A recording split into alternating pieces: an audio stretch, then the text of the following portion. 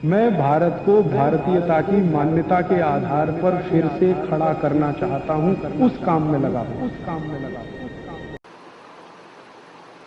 अब छाती से लेकर और जंघा तक यहां जितने भी रोग आप जानते हैं वो सब पित्त के रोग, गैस बनना, एसिडिटी होना, हाइपर एसिडिटी होना, अल्सर होना, पेप्टिक अल्सर होना, खाते समय मुंह में पानी आना या मुंह का पानी बिल्कुल सूख जाना, बार बार डकार आना, खट्टी डकारें आना, हिचकियां आना, ये सब पित्त की समस्याएं हैं, पित्त के रोग, और इनकी संख्या 40 है। ये छाती से लेकर जंघा के बीच वाले इलाके के रोग हैं सब पित्त के। किडनी खराब होना, लीवर खराब होना, किडनी में स्टोन होना, लीवर में सूजन होना, ये सब पित्त की समस्याएं हैं। और खराब रोगों के नाम बताऊं, जॉन्डिस होना, पीलिया होना, हेपेटाइटिस होना, ये सब पित्त के रोग हैं, पित्त की समस्याएं। कई तरह के बुखार, पित्त की समस्याएं। अब आपको जिंदगी भर एक ही चीज ध्यान रखनी है कि वात, पित्त, कफ तीनों संतुलित रहें आपके, तो आप रोगी नहीं हो सकते। तो आपको करना क्या है? वात, पित्त, कफ तीनों को संतुलन रखने के लिए महर्षि वाग्भट के कुछ सूत्र याद रखने और याद रख के उनको जीवन में पालन करना है। पहला सूत्र है उनका, खाना खाने के बाद कभी भी पानी नहीं पीना। ये पहला सूत्र। खाना खाने के बाद कभी भी पानी नहीं पीना। सूत्र को उन्होंने लिखा है जिस तरह से वो मैं बताता हूं। ये मैंने भाषांतर करके बोल दिया आपको, खाना खाने के बाद पानी नहीं पीना। महर्षि वाग्भट ने ऐसे नहीं लिखा, उन्होंने लिखा है भोजनांते विषम वारी, ऐसे लिखा। भोजनांते माने भोजन अंते, भोजन अंते माने भोजन के अंत में, विषम, विषम माने विष के जैसा, वारी, वारी माने पानी, भोजन के अंत में पानी विष के जैसा है, ये है सूत्र। मतलब भोजन के अंत में पानी ना पिए। मैंने सरल कर दिया उसको। अब क्यों ना पिए? कारण उसका एक है कि हम जब खाना खाते हैं, खाना सारा पेट में इकट्ठा होता है, एक स्थान है उसको जठर कहते हैं। जठर स्थान पे खाना जब आता है तो अपने आप अग्नि जलती है, उसको जठर अग्नि कहते हैं। खाना खाते ही पेट में अग्नि है, वो जठर अग्नि है। अग्नि जलती है तो खाना पचता है, अग्नि नहीं जलती तो खाना नहीं पचता। तो आपने खाना खा लिया, पेट में अग्नि जली, अग्नि ने जैसे ही जलना शुरू किया आपने पानी पी लिया और खूब ठंडा पानी पी लिया, चिल्ड वाटर, फ्रिज से निकाल के बोतल गटक ली। अब क्या होगा? अग्नि बुझ गई। अग्नि बुझ गई तो खाना नहीं पचेगा, तो खाना सड़ेगा, और सड़ा हुआ खाना 103 बीमारियां पैदा करेगा। सबसे ज्यादा बीमारियां इसी में आती है। इसलिए वाग्भट जी ने पहला सूत्र ये लिखा, भोजनांते विषम वारी, खाने के बाद पानी नहीं पीना। दूसरा नियम है, पानी जब भी पिए घूंट भर के पिए, सिप करके पिए। जैसे चाय पीते हैं, जैसे कॉफी पीते हैं, गर्म दूध पीते हैं, ऐसे पानी पिए। ऐसे कभी भी पानी ना पिए गिलास लगाया और लगातार पिया, ये गलत तरीका है। पानी पीने का तरीका है, एक घूंट पिया, थोड़ी देर रुके, एक घूंट पिया, फिर रुके, फिर पिया, फिर रुके, फिर ऐसे पानी पिया। इसका क्या लाभ है? मुंह में आप जानते हैं लार बनती है। ये लार जो है ना, पेट के तेजाब को शांत रखती है।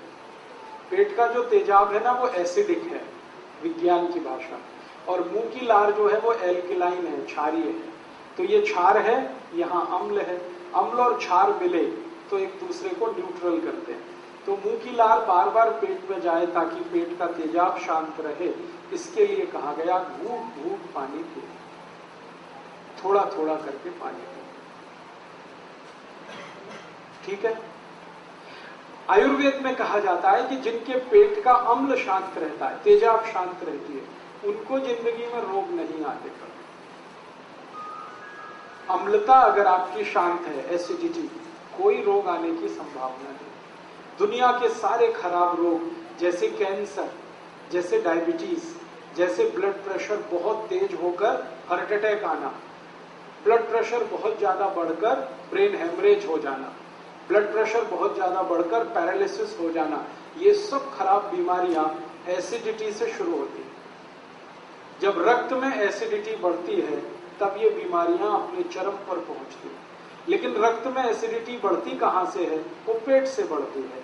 पेट में एसिडिटी कब बढ़ेगी? जब आप घूट घूट पानी नहीं पिएंगे तो लार बार बार अंदर नहीं जाएगी तो समस्या आएगी। इसलिए आयुर्वेद में कहा गया पानी घूट घूट पिए। तीसरा नियम है सवेरे सोकर उठें, सबसे पहले पानी पिए। वहां स्वामी जी का आपने सुना होगा व्याख्यान, तो उषा पान की बात वो करते हैं। उषा पान का मतलब यही है उठते ही पानी पीना। हालांकि उषा पान का सही अर्थ है सवेरे 4:30 बजे उठकर पानी पीना, क्योंकि उषा का वही समय है। अब दिल्ली वासियों के लिए मैं ये नहीं कह सकता कि वो सवेरे 4:30 बजे उठें, क्योंकि उनका 4:30 बजे उठना तब संभव है जब रात को 8 बजे सो जाए। 8 बजे दिल्ली में सोना तो स्वर्ग की बात है, कल्पना की बात, संभव ही नहीं। इसलिए मैं कहता हूं जब उठें तो पहले पानी पिए। आपकी जब दिन हो जाए, जब सवेरा हो जाए, उठते ही पानी पिए, कम से कम 3 गिलास, बिना प्यास के, घूट घूट भर के। कोई कहेगा हमें प्यास नहीं लगती, तो भी पीना ही है, ये तो घूट घूट भर के। इस पानी का फायदा, सबसे बड़ा फायदा इसका ये है, रात को आप सो गए, सोने के बाद मुंह में लार बनी, वो जमा है, घूट घूट पानी पी लेंगे, सब लार नीचे चलेंगे। दूसरा फायदा, उठते ही आप पानी पिएंगे तो पानी सारा बड़ी आंत में जाएगा। बड़ी आंत में मल फंसा रहता है, लार्ज इंटेस्टाइन में, तो मल को बाहर निकालेगा। जैसे ही पानी मल को निकालना शुरू करेगा, प्रेशर एकदम बनेगा आपको, आप तुरंत टॉयलेट में जाएंगे और 5 मिनट में फ्रेश होकर वापस आएंगे। तो आपको मैं जो समझाना चाहता हूं वो ये कि शरीर ठंडा मत होने दीजिए, इसको गर्म रखिए। तो ठंडा शरीर ना हो इसके लिए ठंडा पानी मत पीजिए, नहीं तो क्या होगा, ठंडा पानी बार बार पीते रहेंगे, शरीर में तकलीफें शुरू होंगी। उसकी सबसे बड़ी तकलीफ क्या होती है कि जब बहुत ठंडा पानी आप पी लेते हैं तो शरीर का जो पेट है वो पानी को गर्म करता है। पानी को गर्म करने में पेट को एनर्जी चाहिए, ऊर्जा चाहिए, और वो ऊर्जा ब्लड में से ही आ सकती है, खून में से आ सकती है, और खून को फिर सारे शरीर से पेट की तरफ दौड़ना पड़ेगा, तब पानी गर्म होगा।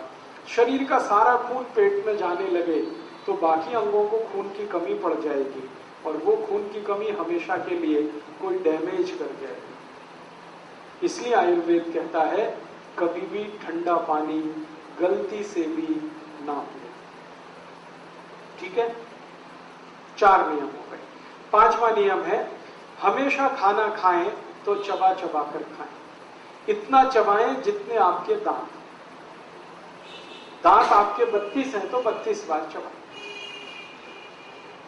ताकि अच्छे से लार मिलकर अंदर जाए और अच्छे से खाना पचे।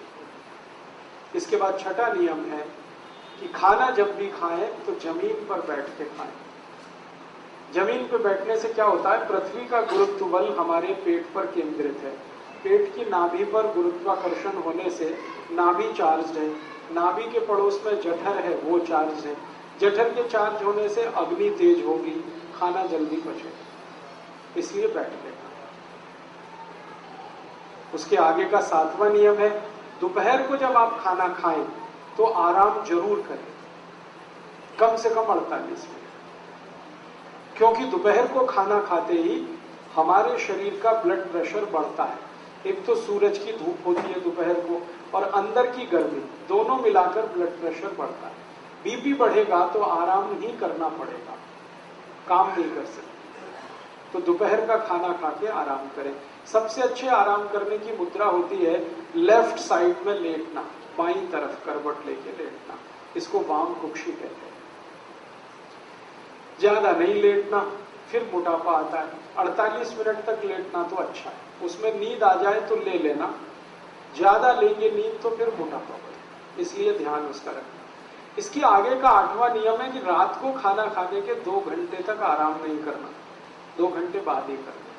रात के खाने के बाद पैदल चलना बहुत जरूरी है, 1000 कदम। उसके बाद कुछ और काम करके फिर आराम करें 2 घंटे के बाद, क्योंकि रात को ब्लड प्रेशर कम होता है और कम ब्लड प्रेशर में आराम करना खतरनाक है।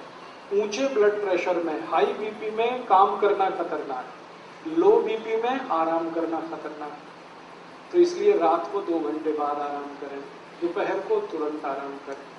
इसके बाद का नवा नियम है, 9th, कि आप जब खाना खाएं तो 2 चीजों को ध्यान रखें, एक साथ ऐसी ना खाएं जो एक दूसरे के विरोधी।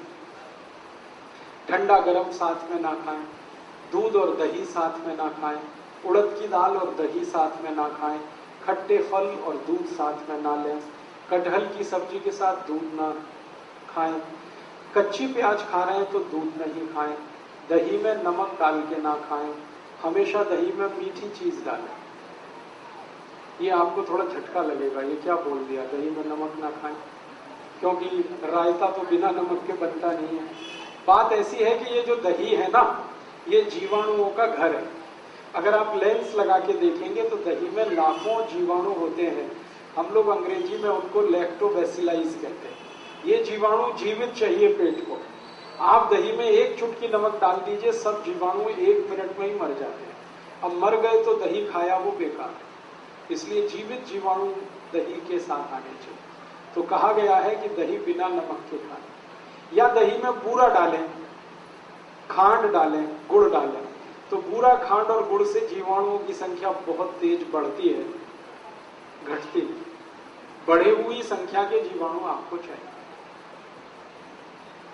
आखिरी नियम है, माताओं के लिए यह नियम है विशेष रूप से, घर में खाना बनाते समय कोई भी बर्तन ऐसा इस्तेमाल ना करें जो चारों तरफ से बंद हो। हाँ, हमेशा खाना बनाने वाला बर्तन खुला हुआ हो। आधा खुला आधा बंद है तो भी चलेगा, पूरा बंद ना हो। क्यों? बाहर की हवा खाने को बनाते समय अंदर प्रवेश करनी जरूरी है।